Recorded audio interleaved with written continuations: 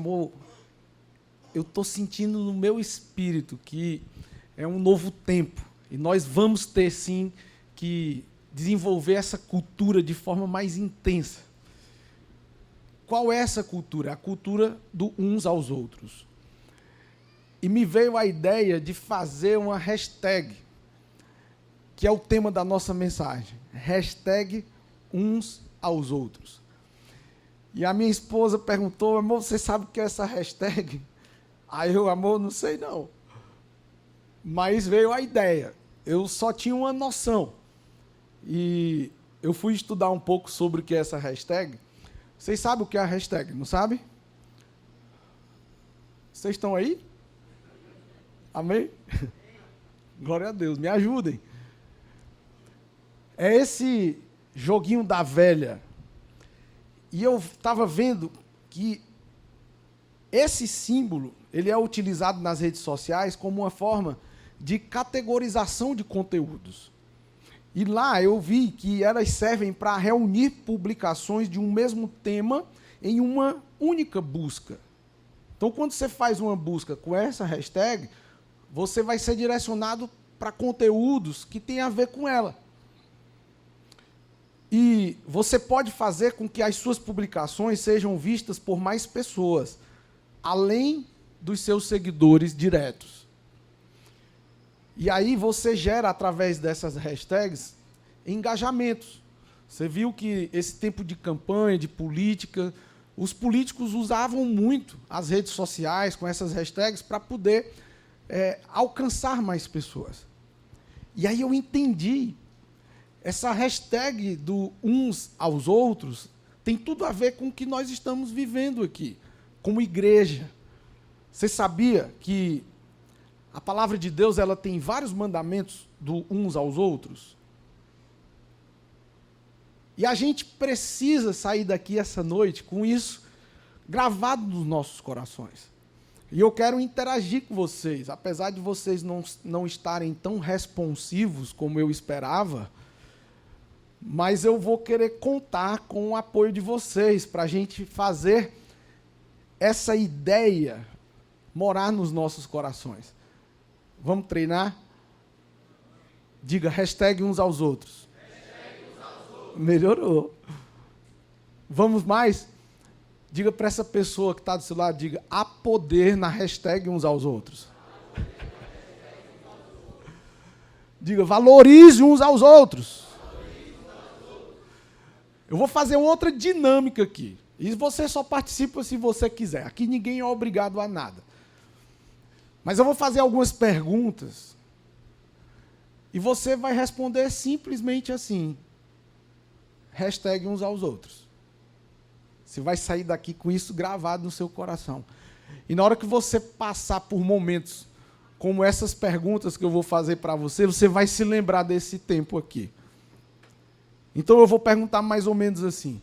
Quando eu for contrariado, aí você vai responder o quê? Boa. Ó a pergunta. Quando o meu cônjuge for bruto comigo?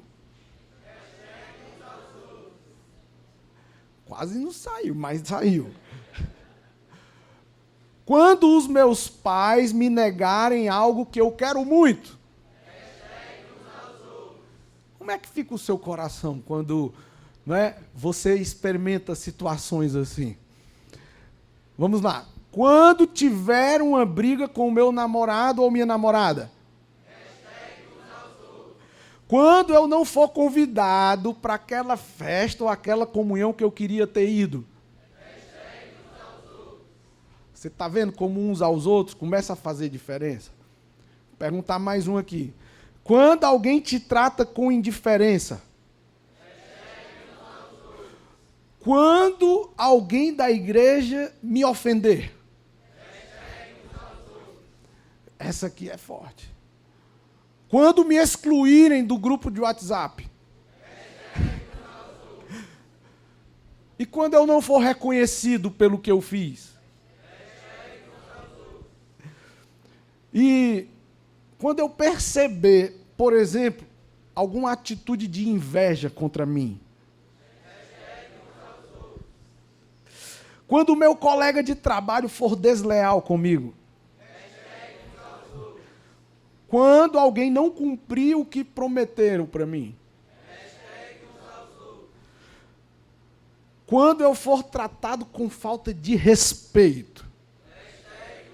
Estamos terminando, eu prometo, viu? Agora, para vocês aí da escola, da faculdade. Quando um colega copiar o meu trabalho na escola e receber o crédito no meu lugar. Como é que fica o seu coração? Fica nesse nível de aplicar uns aos outros? E quando eu discordar de alguma coisa na igreja? Quando eu for decepcionado por alguém que eu admirava? Sabe, queridos, essa deve ser a nossa estratégia enquanto cristãos. Sabe, quando aquele irmão está prestes ou fez alguma coisa que aos olhos de Deus é reprovável, você olha e diz, vigia, irmão, não é? Vigia, vaso. Agora você vai dizer, hashtag uns aos outros, irmão. Hashtag, né? Hashtag uns aos outros.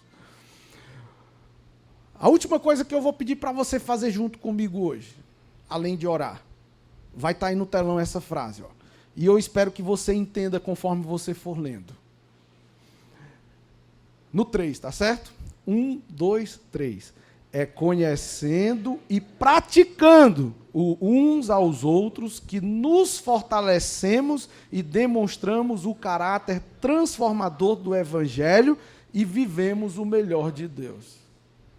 Meu irmão, ser crente da boca para fora é fácil demais. Ser crente com as pessoas que a gente se dá bem é fácil demais. Eu quero ver na hora que tu for contrariado. Eu quero ver na hora que as tuas vontades, elas precisam vir para cá, para que prevaleça a vontade dos outros. Eu tenho aprendido que quando um não quer, dois não fazem. Por que que tantos casamentos perecem? Porque não há concordância, divergências. E as pessoas não têm um coração inclinado a se humilhar.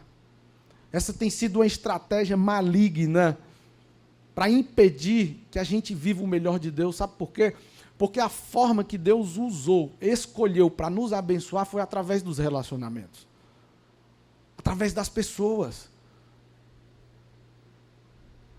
Talvez quando você trata mal alguém hoje, essa pessoa seria exatamente a porta da bênção que Deus ia abrir lá na frente.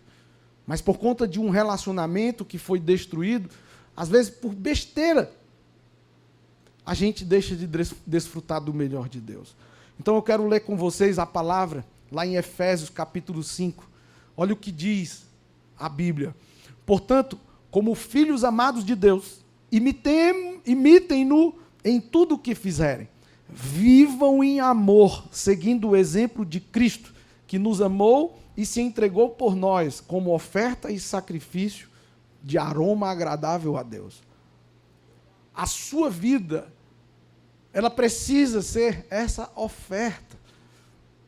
Quando a gente canta, eu quero me esvaziar de mim.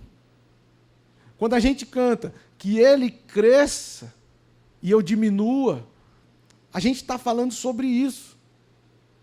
Sobre a nossa vida ser essa oferta de sacrifício. Você acha que é fácil uns aos outros? Você sabe o que é que a Bíblia diz? Que nós devemos amar os nossos inimigos. É fácil amar os inimigos, sim ou não? Mas se você quiser experimentar o melhor de Deus, você precisa buscar essa capacitação sobrenatural que só o Espírito Santo de Deus nos dá. De amar aqueles que nos contrariam. De manifestar da graça sobre a vida daquelas pessoas que no dia a dia trazem conflitos sobre nós. Esses dias eu estava lá em casa e recebi uma ligação de um vizinho. É um casal novo aqui na cidade. Estou orando pela vida deles e vai ficar gravado. Nós vamos vê-los aqui em nome de Jesus. Um casal de médicos que vieram de outro estado e eles trabalham nesses postos de saúde. E ela me ligou aflita. Vizinho, Eu estou no meio do trabalho de uma consulta, pedir licença para minha paciente. Eu estou preocupada. Não estou conseguindo falar com a minha secretária. Ela tem 2 filhas. E eu mandei um Uber apanhá-las em casa para levá-las para a escola. E eles estão tocando campainha lá e ninguém aparece. Eu ligo para a minha secretária, ela não atende. Eu estou preocupado, eu estou com medo, eu estou aflita. E eu digo, calma, vizinho, eu vou lá. Quando eu saio, a motorista Uber, já estava conversando com alguns pedreiros de uma obra que está tendo lá. E aí e agora, como é que a gente faz e tal? Aí eu liguei para a vizinha de novo. Olha, me passa o contato da sua secretária, eu posso pular o muro aqui, a gente vai dar um jeito de entrar. E aí lá, vizinho, eu estou tão tranquilo agora, eu consegui falar com minha secretária, ela acabou indo a pé, levando as crianças para a escola, e não me avisou. Aí eu, tranquilo, glória a Deus, que está tudo bem. Mas a pergunta que eu quero fazer para você é a seguinte: você tem liberdade? O seu nível de relacionamento com o seu vizinho te permitiria você ligar para ele te dar um suporte em um momento de aflição? Ou você não se dá bem com o seu vizinho?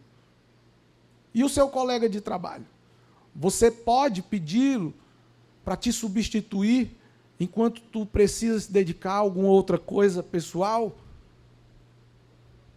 Talvez muitos aqui digam que não. Lá na escola, quando você é sorteado e participa de uma equipe de alguém que você nem falar com essa pessoa, você fala porque teve um relacionamento destruído.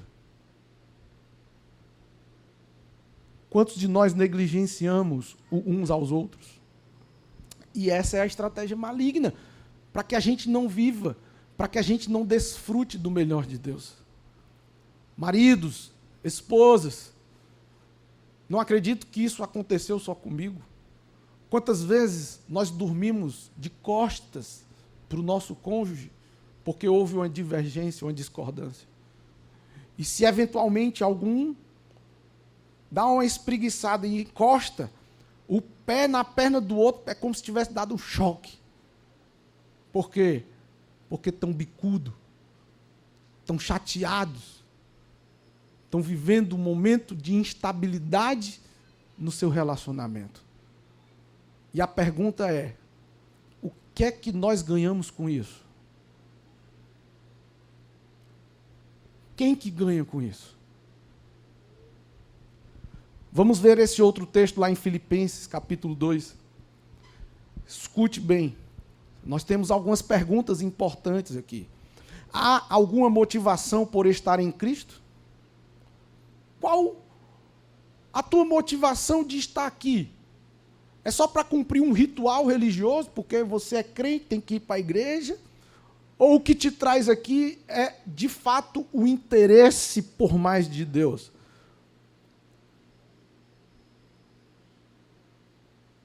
Porque existem muitos crentes, Raimundo. Você sabe como é o crente girafa? O corpo está aqui, mas a cabeça está lá fora, porque não consegue se concentrar aqui. O pescoço é grande demais, está lá fora a cabeça. O que é que te faz estar aqui essa noite? Bora continuar. Há alguma consolação que vem do amor? Há alguma comunhão no Espírito? Há alguma compaixão e afeição? Então, completem minha alegria, concordando sinceramente uns com os outros, amando-se mutuamente, trabalhando juntos com a mesma forma de pensar e um só propósito. Não sejam egoístas, nem tentem impressionar ninguém. Sejam humildes e considerem os outros mais importantes que vocês. Não procurem apenas os próprios interesses, mas preocupem-se também com os interesses alheios. Tenham a mesma atitude demonstrada por Cristo Jesus. Embora sendo Deus, não considerou que ser igual a Deus fosse algo a que devesse se apegar. Como que você olha as pessoas que estão lá fora? Com um ar de superioridade? porque você tem uma luz da salvação no Evangelho e o irmão lá fora não tem. Eu sou bem sincero com você. É loucura eu estar aqui hoje. Porque eu era alguém que tinha aversão a crente. Pensa num cara que tinha raiva de crente. Porque a sensação que eu tinha, a forma que os crentes me tratavam, era como se eu não valesse nada. É como se eu fosse a escória da sociedade. Os crentes me olhavam assim como com um ar de superioridade. Que tipo de julgo é esse? Olha o que o próprio Cristo nos ensina, meu Deus. Embora sendo Deus, ele não considerou que ser igual a Deus fosse algo a que devesse se apegar. Tem gente que, porque teve uma revelação e de repente conseguiu se libertar, por exemplo, do vício da cocaína, olha para alguém que ainda não conseguiu superar esse vício com um olhar de julgamento. Talvez você é alguém que venceu a pornografia, por exemplo. Como que você trata alguém que ainda está guerreando para vencer essa área? Não tem jeito mesmo, não. Ou você aplica fé, assim como eu venci, ele também vai vencer. Como que você olha para o seu irmão? Esse texto é muito forte. Eu quero ler de novo, Filipenses 2, o verso 1 e 2. Há alguma motivação por estar em Cristo? Por que você faz o que você faz? Por quê? Há alguma consolação que vem do amor? Qual o teu nível de revelação do quanto você foi amado? Porque só quem tem revelação do quanto foi amado por Deus consegue manifestar amor sobre a vida do outro. Olha, outra pergunta. Há alguma comunhão no Espírito? Você é daqueles crentes que vê a igreja como posto de gasolina? Você só anda em posto de gasolina quando o tanque está secando, sim ou não?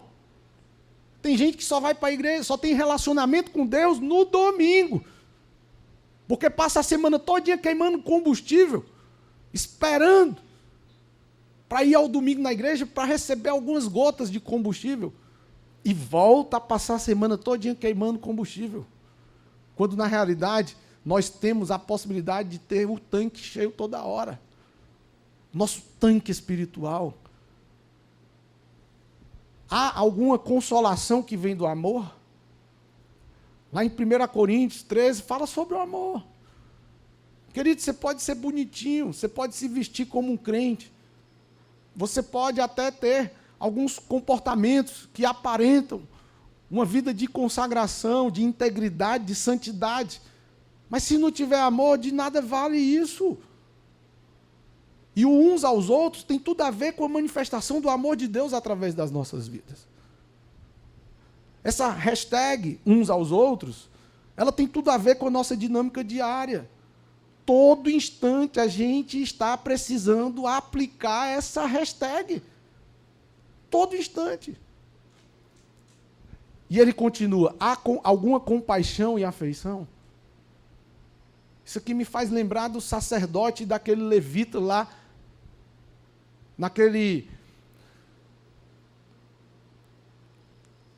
na parte que fala do bom samaritano. Eu confesso que eu não lembro o versículo e o capítulo e o texto que está lá, mas você sabe dessa história.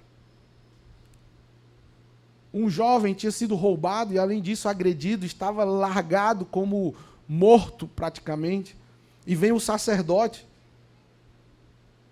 E o sacerdote simplesmente ignora e passa ao largo.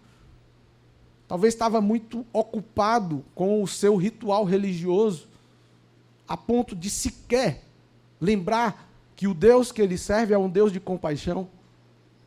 Da mesma forma o levita, e vem um samaritano, e ele se aproxima e se compadece, e não somente isso, tem uma atitude de generosidade e cuidado sobre a vida daquela pessoa. E aqui vem a pergunta: há alguma compaixão e afeição?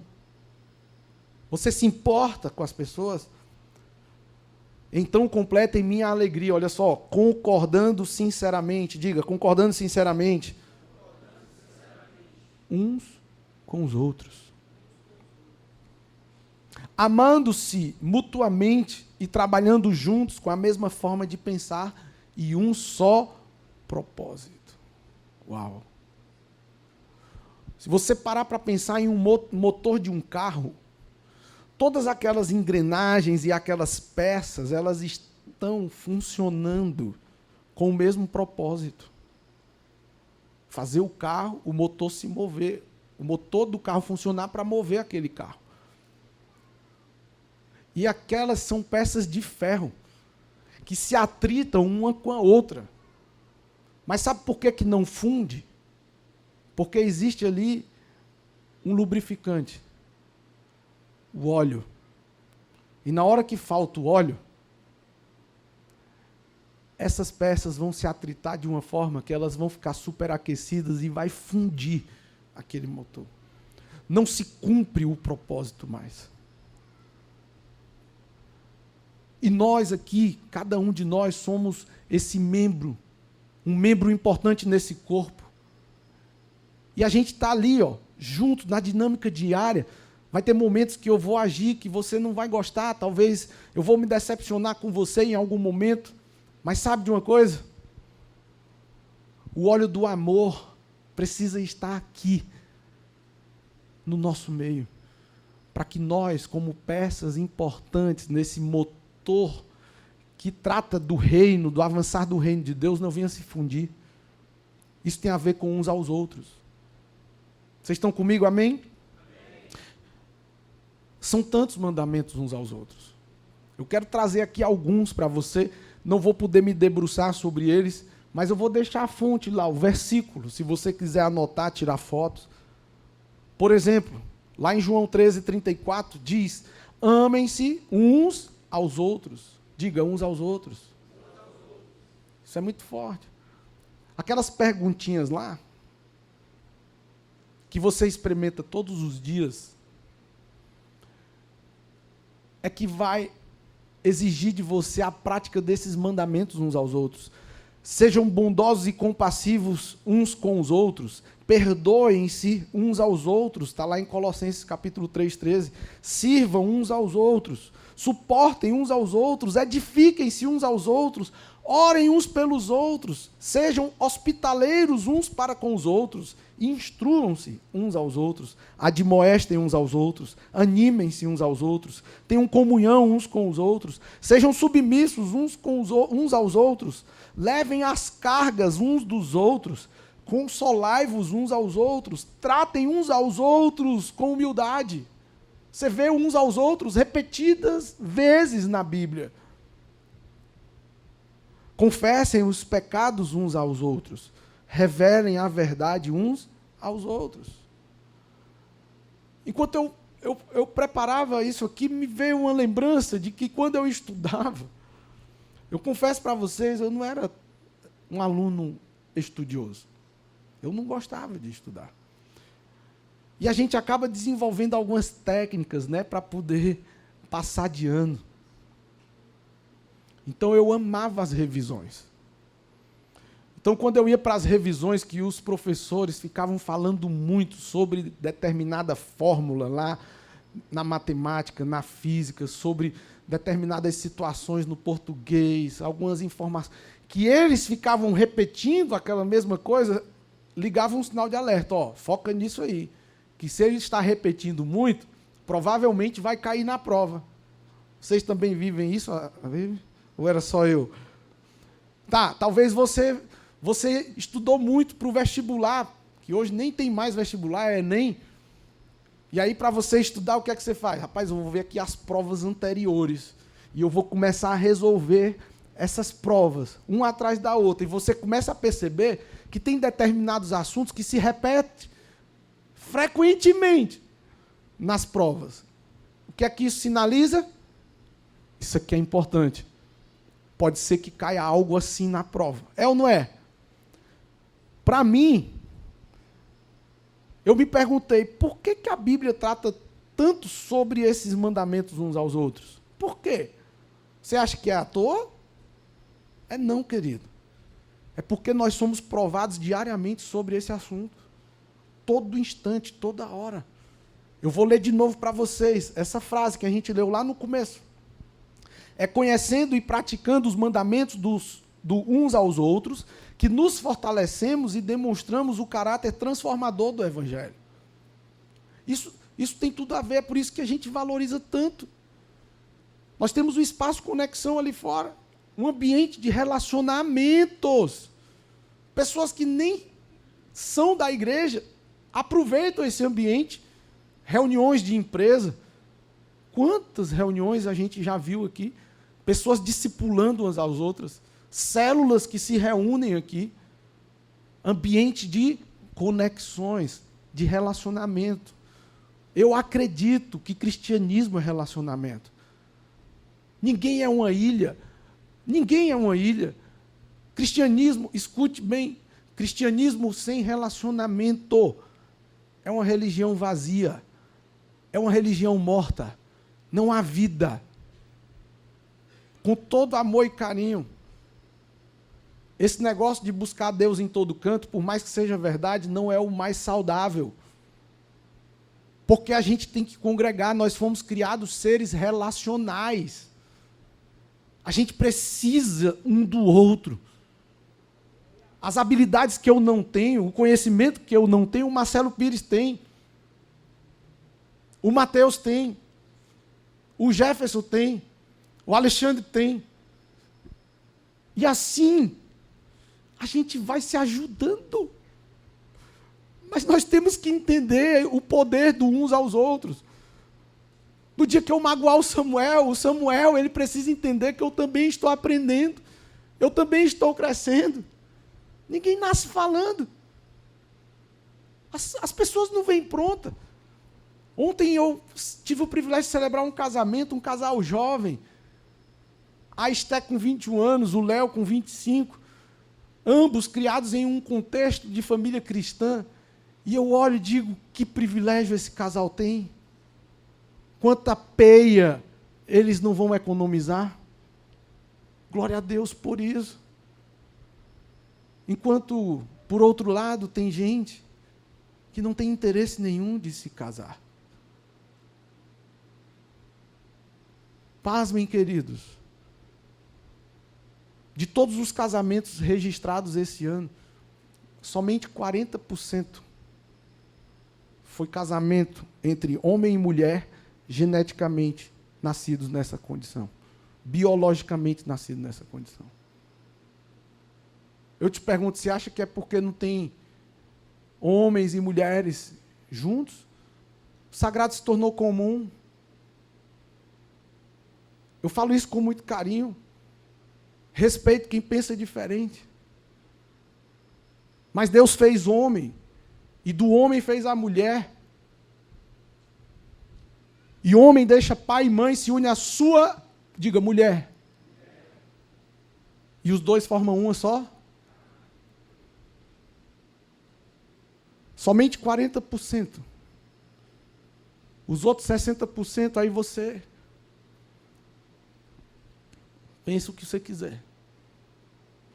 Por que isso? Uma desvalorização do sagrado. O sagrado se tornou comum. Mas sabe, queridos, existem fatores que prejudicam os relacionamentos. Talvez você se desenvolveu em um ambiente, um contexto familiar, que não se valorizavam relacionamentos. E sabe de uma coisa? Seu pai não tem culpa. Sua mãe não tem culpa. Talvez eles nunca foram ensinados sobre isso. Então tem pessoas que chegam ao nível de viver sozinhos. Mas não é porque elas querem. E eu quero trazer alguns fatores que prejudicam os relacionamentos. Por exemplo, medo de rejeição e feridas emocionais. Medo de se abrir Pessoas que têm medo de investir em relacionamento, sabe por quê? Porque elas estão feridas. Elas têm experiências passadas de rejeição que magoaram. Experiências de traição, de decepção. Sabe aquela mulher que diz que homem nenhum presta? Decepcionada, ferida, triste. Alguém assim precisa de ajuda para entender que o Senhor, Ele pode nos mudar. Ele pode sarar, Ele pode curar, Ele pode libertar. Então, esse medo da rejeição, essas feridas emocionais, torna difícil essa pessoa confiar novamente em alguém. Eu me lembro um vídeo que eu assisti há muitos anos atrás, um cachorrinho que estava acuado em um canto, todo molhado, digno de dó, de pena, aquele bichinho. E alguém tentou se aproximar desse cachorro para ajudá-lo. Sabe o que era que esse cachorro fazia? Avançava para morder essa pessoa. Tem muita gente como esse cachorrinho, que você até se aproxima bem intencionado, mas ela não dá conta de desenvolver um relacionamento, porque ela é ferida. Mas nesse vídeo, essa pessoa insistiu e foi se defendendo daquelas mordidas toda vez que tentava uma aproximação. Até que chegou uma hora que ela conseguiu tocar no cachorrinho, e o cachorrinho viu que ela não queria fazer mal a ele. E aí essa pessoa deu uma comidinha para o cachorrinho. E o cachorrinho começou a ganhar confiança. Começou a acreditar que aquela pessoa não era mais uma que queria usar dele, que queria machucá-lo. E o final da história, talvez vocês já sabem. Esse cachorrinho começou a ser amado, cuidado. E o final do vídeo passa esse cachorrinho todo espilicute, lindo, cheiroso, passeando junto com aquela pessoa. Quantos de nós chegamos à igreja feridos, machucados?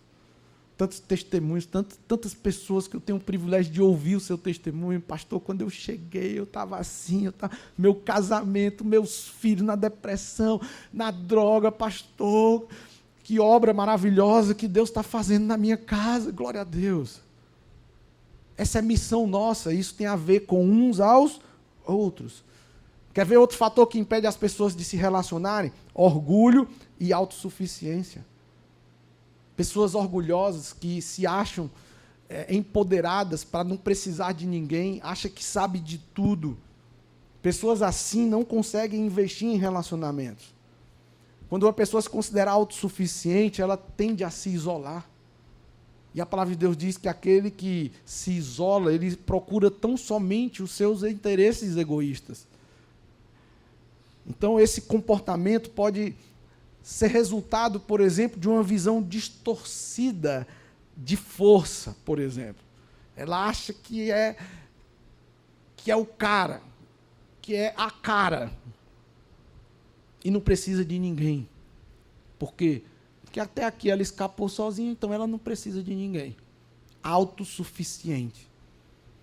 E esse tipo de gente entende que ser vulnerável é ser frágil.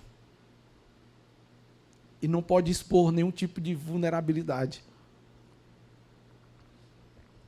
Você pensa que não? Acontece no nosso meio, sim. Tem gente que acha que o pastor tem bola de cristal para adivinhar a necessidade dela. Ela não fala para ninguém, não compartilha com ninguém. Quer que as pessoas adivinhem que ela está no momento que precisa de suporte, de ajuda. E sabe, não abre o coração e o pior, ainda fica com raiva das pessoas. Quando tem um monte de gente querendo e dispostos a ajudar. Vocês estão me entendendo? Outro fator que impede os relacionamentos, falta de paciência e expectativas irrealistas. O relacionamento exige tempo. Você sabe para que serve o namoro? É um tempo de se conhecer. É um tempo de ver como é que o namorado trata a sua mãe. Porque da forma que ele trata a mãe dele, é provável que ele vai te tratar assim também. A forma que ela trata os pais. O tempo do namoro é o tempo de conhecer, de conquistar a bênção dos pais sobre aquele relacionamento. Aí vem um compromisso mais sério, o noivado. E tem aquele tempo de se aprofundar mais nesse compromisso, até que vem o momento do casamento. Hoje, as pessoas não têm paciência. Conhece hoje, amanhã já estão morando juntos. E quando vai ver, termina no tal do pega e não se apega. E é uma hoje, na próxima semana é outro, e assim vai. Eu sei, querido, que você é dono da sua vida. Mas eu estou aqui trazendo algumas verdades. E que essas verdades não sejam apenas informações, tá? Que possam ser reveladas no seu interior. Pessoas com expectativas irrealistas. Gente que casou achando que era um príncipe. Aí quando vai para a dinâmica diária, é que dá conta que casou com um sapo. E o pior, não era nem daqueles menos feios, era um cururu mesmo, daquele cheio de verruga. Queridos, vocês estão rindo porque não é com vocês. Mas tem muita gente sofrendo aí. Outro, individualismo da sociedade moderna. Isso aqui é muito sério, isso aqui é muito sério. Essa cultura moderna, em muitos aspectos, impede os relacionamentos. Essa cultura moderna promove o individualismo, essa busca pelo sucesso pessoal, tantas vezes em detrimento dos relacionamentos profundos. Quantos de nós aqui trabalhamos tanto com o argumento de que é em prol da família, e a última coisa que você vê no dia, se é que vê, é seus filhos, porque está muito ocupado com o trabalho, para sustentar a família. Uma vez o Daniel falou aqui, e para mim foi muito real aquilo, mais do que presente, teus filhos querem presença. Tua esposa, o teu marido quer presença. Tem gente que o trabalho é uma fuga, sabia? Sabe aquela galera que tem compulsão por comida? Tem gente que tem compulsão por sexo. Tem gente que tem compulsão por cigarro. Tem gente que tem compulsão por cachaça. E tem muita gente que tem compulsão por trabalho, sabia? Diga, todo excesso é resultado de uma falta. É isso. Essa pegada moderna, essa cultura moderna, essa busca desenfreada pelas realizações individuais, essa pressão por resultados, faz com que as pessoas priorizem coisas triviais e abram mão daquilo que é essencial. Os relacionamentos, né? Esse foco no eu. Só consigo olhar para o meu próprio umbigo. Por isso que hoje os casais não querem mais ter filhos. Hoje a gente vive a pegada do mundo pet, e eu respeito quem gosta. Mas tratar pet como gente, eu acho que já é um exagero.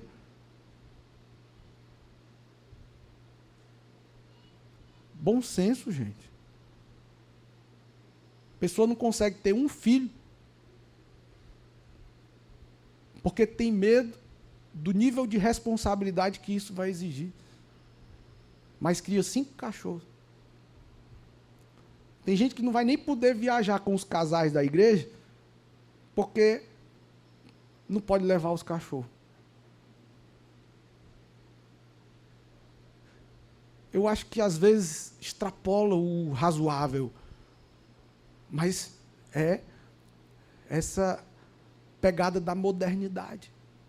Outro, vulnerabilidade necessária. Investir em relacionamentos exige vulnerabilidade. E isso para muitos pode ser assustador. Eu não tenho problema nenhum de expor as minhas áreas de vulnerabilidade. É porque quando eu reconheço essas áreas, é quando o poder de Deus se aperfeiçoa. A palavra de Deus diz que o poder de Deus se aperfeiçoa nas nossas fraquezas. Mas se eu sou orgulhoso, eu sou autossuficiente, eu dou conta de tudo sozinho. Eu não preciso nem de Deus. Tanto é que eu trabalho pesado. E como não tem nada a ver com Deus, se quer um dízimo, eu consigo devolver. Porque é ali onde está o meu tesouro. E onde está o meu tesouro, ali também está o meu coração. Então, abrir o coração a alguém significa correr risco de se machucar, de ser incompreendido, de ser mal interpretado. Então, eu estou aqui com vocês, eu não tenho problema de expor as minhas fragilidades. Sabe por quê? Porque num momento de necessidade minha, é com vocês que eu conto. E se vocês acham que eu sou alguém que não tem problema nenhum, vocês nunca vão inclinar o coração de vocês a me ajudar. E muita gente não é ajudada, não é porque não tem quem queira ajudar, não. É porque essa pessoa nunca expôs suas fragilidades, suas vulnerabilidades. Sabe aquele casal que você chega e diz, e aí, irmão, como é que está lá, casamento? Tudo bem, pastor. Tudo bem. Aí quando você começa a escavar, meu irmão, você vê que é só da boca para fora. Um monte de situação que precisa ser resolvida. Porque não quer expor vulnerabilidade. Outro, falta de modelos de relacionamentos saudáveis. Muitas pessoas não tiveram bons exemplos. Sabe aquela mulher que foi traída e diz, homem nenhum presta? Aí ela tem os filhos. E os filhos dela se desenvolvem num ambiente que não é um modelo de relacionamento saudável. Esses filhos provavelmente, vão ter dificuldade de se relacionar. Quer ver um exemplo? Talvez você foi alguém que se desenvolveu em um ambiente familiar que todo dia o seu pai dava uma mãozada na sua mãe. Chegava bêbado em casa. Vem cá, qual o interesse que você vai ter de casamento? Provavelmente, nenhum. Eu, casar para apanhar? Era isso que meu pai fazia com a minha mãe? Então, falta de modelo de relacionamentos saudáveis. A ausência de modelos positivos leva a um ciclo de desconfiança e desapego. De 100% dos casamentos, 40% apenas é no padrão dos olhos de Deus. O que é que você espera da nossa sociedade no futuro? Eu não vou nem pedir para não te expor. Você que está aqui, que mora junto e nunca casou, eu te pergunto, por quê? Tem dúvidas ainda? Fica aí a reflexão. É mais fácil separar? Você casou para separar? Alguém aqui casou para se separar um dia? Claro que não, ninguém casa para se separar, querido. A coisa mais idiota que existe na legislação brasileira, sabe o que é? É pacto pré-nupcial. A pessoa já casa declarando a separação. Não, nós vamos fazer aqui um casamento, mas esse casamento tem um contrato que diz que tudo que a gente construir, que eu fizer, é meu, tudo que tu fizer é teu. O que é que eles estão dizendo? No dia que a gente se separar, não tem confusão de bens. Pronto, já profetizou a separação. Tem umas coisas que não dá para entender. Então eu vim aqui para te exortar, para te encorajar. Acredite. O cristianismo é relacionamento, querido. O Senhor nos capacita a superar todos os desafios para que possamos viver o melhor nos nossos relacionamentos. Deixa eu te dizer uma coisa, não é porque o casamento do teu pai com a tua mãe não deu certo que o teu não vai dar. Você é uma nova criatura, as coisas velhas passaram, eis que se fizeram novas todas as coisas, agora não é mais você, mas é Cristo em vós, a esperança da glória, você é diferente. Você tem um Espírito Santo dentro de você. Agora, hashtag uns aos outros. Você tem que experimentar os mandamentos dos uns aos outros. Porque na hora que tiver uma divergência, meu irmão, você que tem revelação dessa hashtag, você vai ser direcionado a todos os conteúdos da palavra de Deus que trata de uns aos outros. Não é para isso que a hashtag funciona? Então saia daqui com essa hashtag no seu coração. Diga, hashtag uns aos outros. Amanhã, na hora que de repente você tiver alguma divergência, você vai lembrar dessa hashtag. E o Espírito Santo vai te levar lá para a palavra de Deus. Alguns daqueles versículos que a gente leu aqui agora há pouco. Amém? Uma pesquisa mostrou que 87,5% das pessoas mais bem-sucedidas na face da Terra atribuem o segredo do seu sucesso aos relacionamentos. Faça uma retrospectiva do emprego que você está.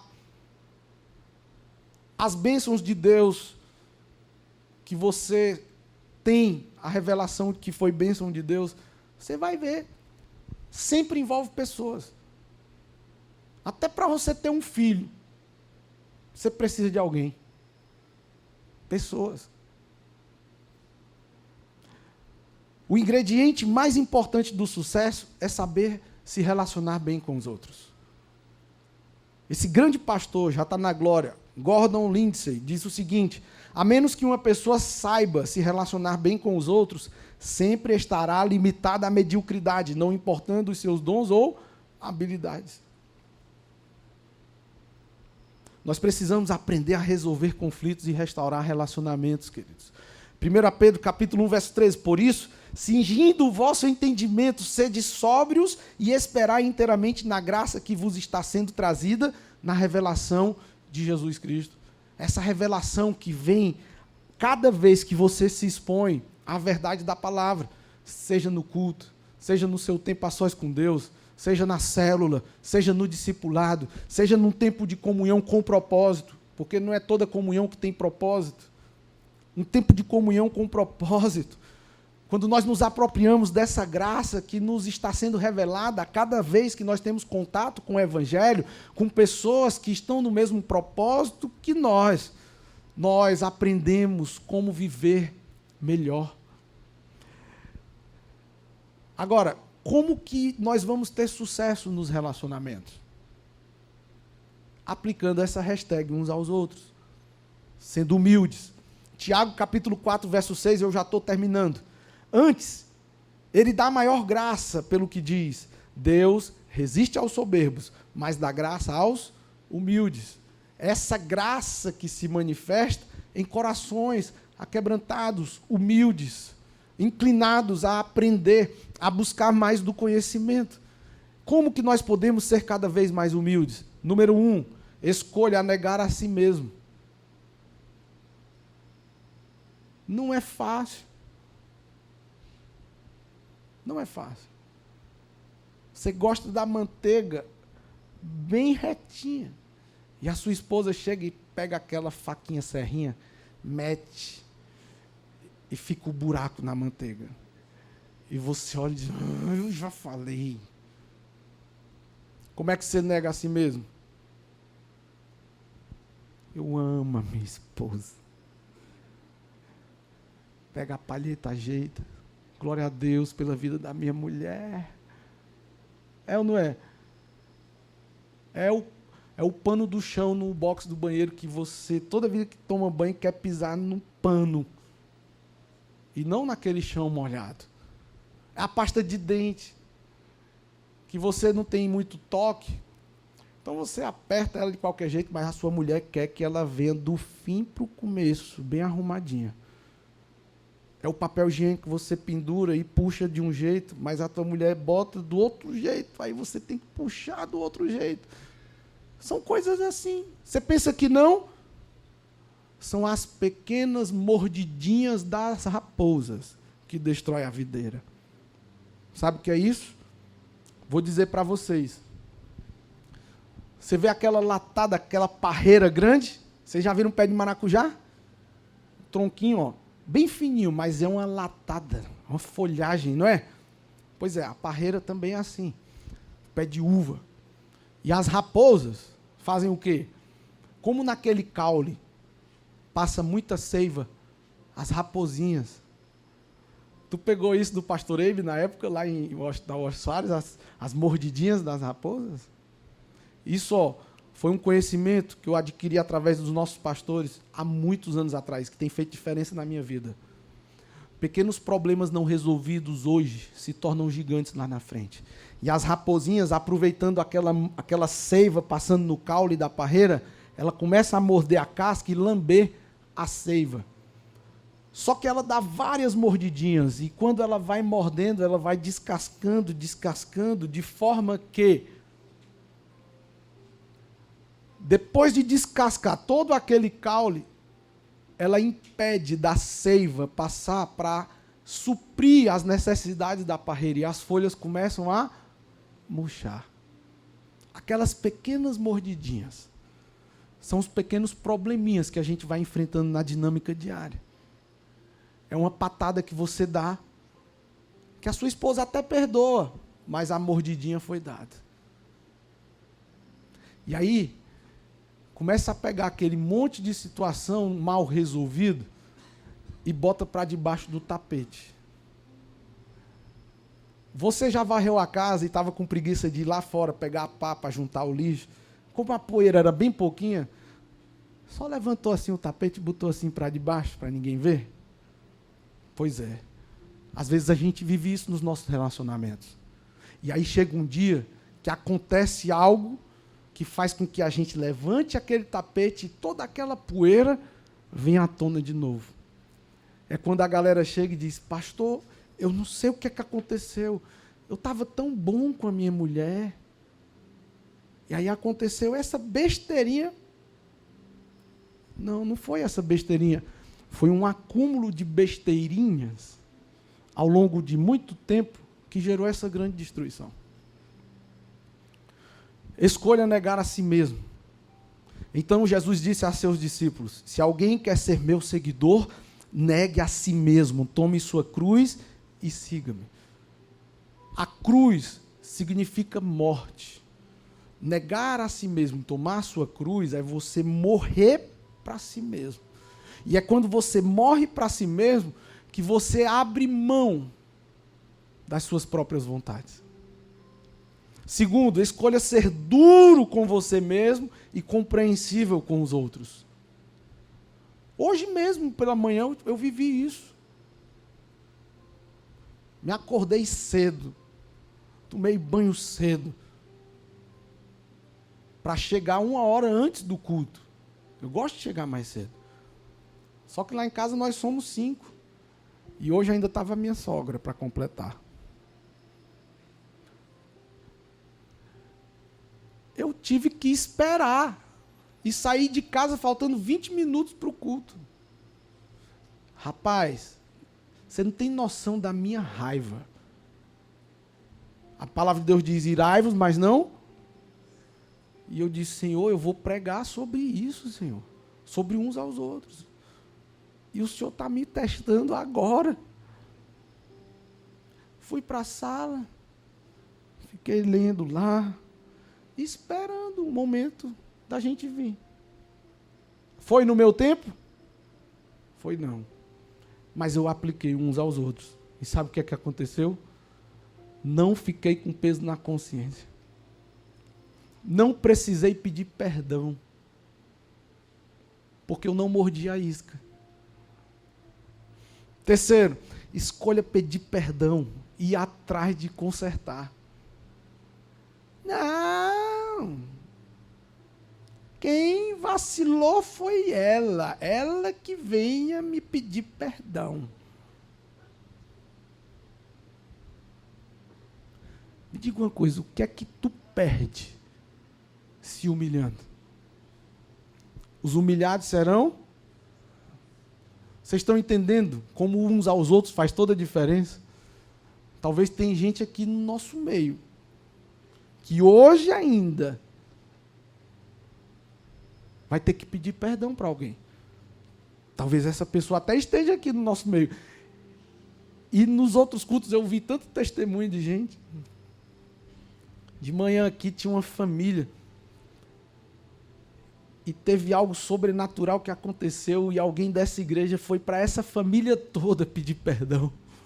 Eu não vou expor porque eu não tenho uma autorização da pessoa.